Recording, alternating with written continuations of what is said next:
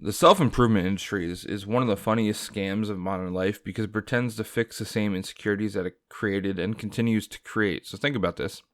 It's a business model built on reminding you that you're not enough and then selling you a solution that quietly depends on you staying that way. And what's crazy is that most people don't even realize they've been groomed into believing something's wrong with them in the first place. And I'm not talking about therapy. I'm not talking about real mentorship or real education or actually trying to grow as a person. I'm talking about the endless feed of you're broken unless you buy this bullshit. That's disguised as motivation. The kind of stuff that preys on normal human doubt, labels it as personal failure, and then takes that natural confusion of being alive in your 20s, 30s, 40s, and monetizes the fuck out of it. Somewhere along the line, we replaced genuine growth with an aesthetic. Improvement became branding, healing became an identity, discipline became a personal trait you post on Instagram. And people who are supposedly helping you level up, half of them are living the same exact chaotic life you are. They just mastered the art of looking confident while they're doing it. But this entire industry survives because of one simple truth. Humans, naturally, we're just insecure. We all are, and it's not a flaw. That's just the starting point of being a person. You're supposed to be confused sometimes. You're supposed to feel lost sometimes. You're supposed to not have the blueprint for life for everything at 22, which was something I didn't fucking know. And the self-improvement machine has convinced people that normal human uncertainty is actually a crisis. And once you believe that, they'll sell you anything. If you want proof, scroll through social media. Every post is either telling you you're not working hard enough, you're not handsome enough, you're not productive enough, or you're not healed enough, you're not masculine enough, not feminine enough. You don't have enough money, you're not calm enough, you're not grateful enough, and it never ends. There's always a new benchmark to chase, a new flaw to fix, or a new deficiency to obsess over. It's emotional subscription-based revenue. The industry doesn't want you confident. Confident people don't buy shit. Confident people don't need to be sold their identity. Confident people aren't refreshing videos at 2 a.m. trying to figure out what's wrong with them. They say, yeah, I'm a mess sometimes, but I'm figuring it out, and it's not profitable. So what is profitable is telling you that every part of your life is a reflection of your worth, that every failure is a sign that you yourself are fundamentally flawed, that every moment of laziness means you have a broken mindset, that if you're not on the exact path someone else drew for you, you're falling behind, because once you believe that, they can sell you some courses, they can sell you supplements, ebooks, blueprints, routines, masterminds. Miracle morning checklist was something I saw online the other day, or just general discipline hacks, whatever they want to call it. And there's some irony behind it, because most of the people buying the How to Be Disciplined course don't have a discipline problem. They have a meaning problem. They have a direction problem. They have a clarity problem.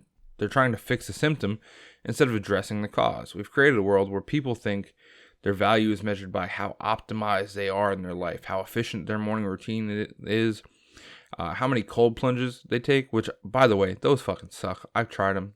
I'm sure they have some medical benefits, but they fucking suck, dude. How shredded can you get by summer? It's like life turned into a performance art where everyone's trying to pretend to be on their grind. The sad part is most people don't even know who they're trying to impress. The why is not there.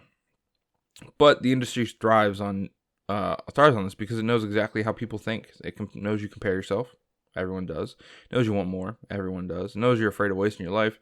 It knows you're terrified of being average, and it weaponizes that fear because a fearful person is easy to guide, easy to influence, and easy to convert into a repeat customer. So the self-improvement gurus do this on purpose. There's nothing wrong with you that can't be fixed by a 27-step morning routine and a $500 course. That's what they'll tell you.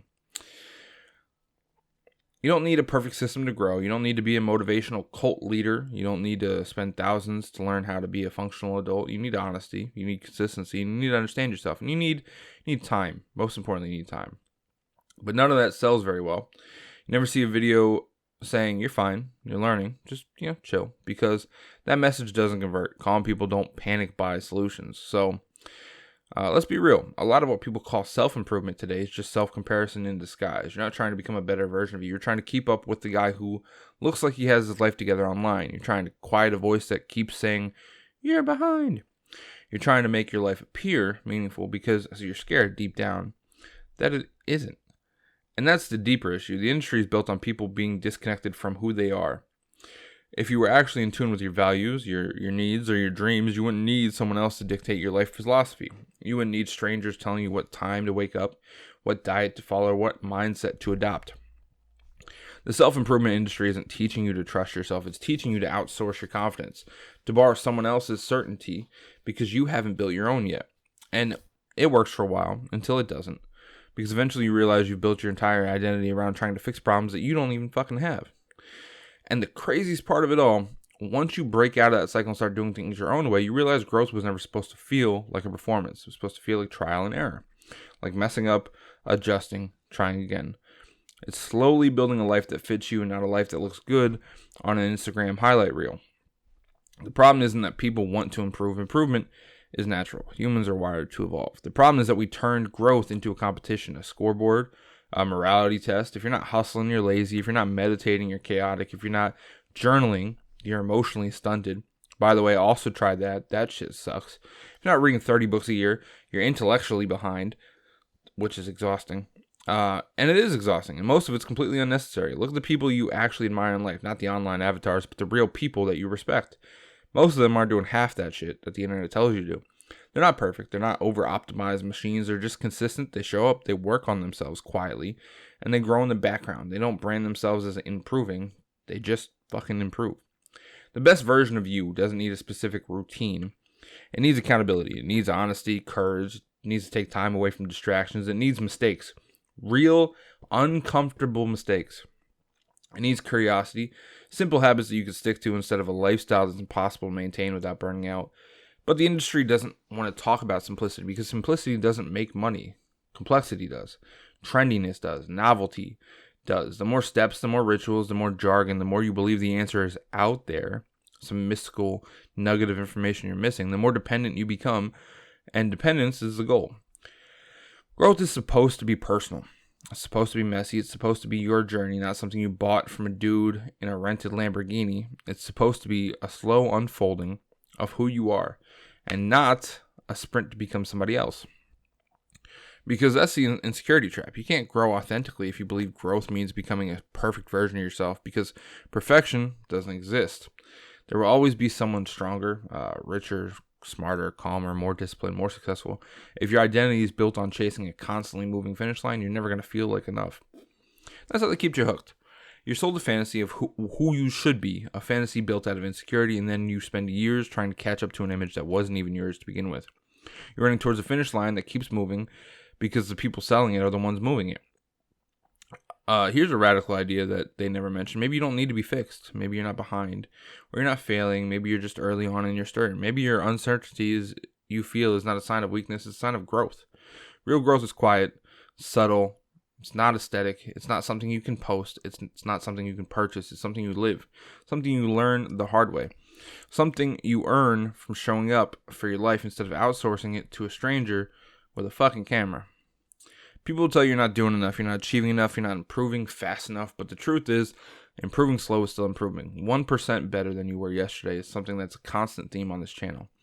Being inconsistent doesn't mean you're incapable, it just means you're human.